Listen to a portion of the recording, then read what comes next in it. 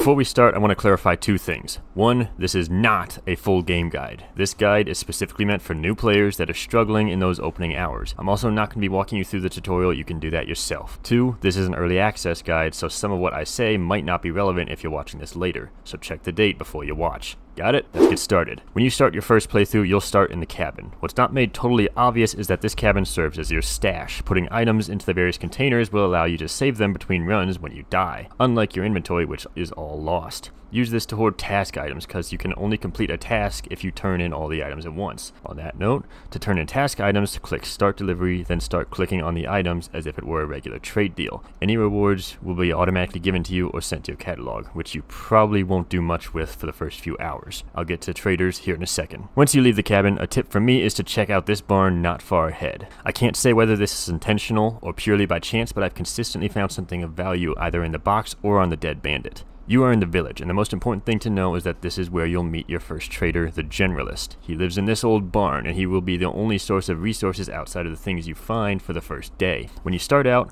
take everything you can get your hands on, because everything has some value, and value is what will allow you to trade with the Generalist, because you don't trade using currency like most games, you trade based on the value of the items that you have, basically bartering. No container is off limits. You can find weapons, meds, and everything in between in the most unlikely places. I at one point found a Mosin in a kitchen cabinet.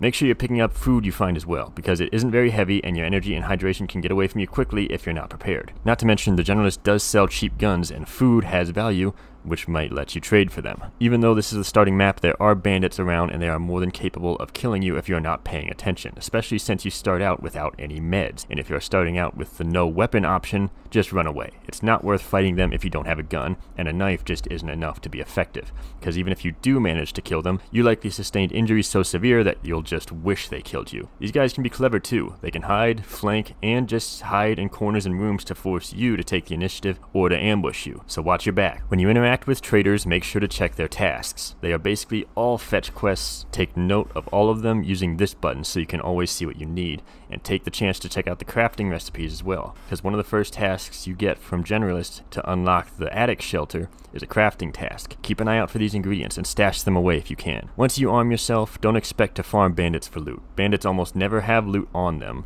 Not never, but almost. Instead, focus on taking their gun and backpack, which you do by looking directly at them instead of from their inventory. But their guns will always be damaged, so don't stick your neck out in the open for a rusty Makarov. Once you move on from the village, you're likely to end up at the school, and this is the best place to loot in the early game. I shit you not, I have found more guns in good condition in the lockers of this place than everywhere else combined. Must be America. And there are so many lockers, you're bound to find something. When looting lockers, they are separated by groups of 3, not individuals, so this wall of 9 lockers actually only has 3 containers you need to search. Keep this in mind when going through the school, and it'll really speed up the search process. Also, if you want to check what qualifies as a single container on anything else, just take an item, put it in the container, and then start searching the things around it to see if they're separate. I used this to figure out the garbage pile as one container as well. Bandits will also be around the school, and you may notice at this point that they rely almost solely on line of sight to find you, and they can spot you from a pretty insane distance too. Will they hit you? Probably not, but why take the chance? Find some cover. On day 2 of your run, the doc will show up back in the school on the 3rd floor, and you're likely to get a lot of use out of him because he is your main source of medical supplies. Make sure to check his tasks as well. Some of his tasks require you to give items to him that he can potentially sell. So keep an eye on his stock and see if anything you need ever comes up that you can give right back to him. Same goes for the Generalist.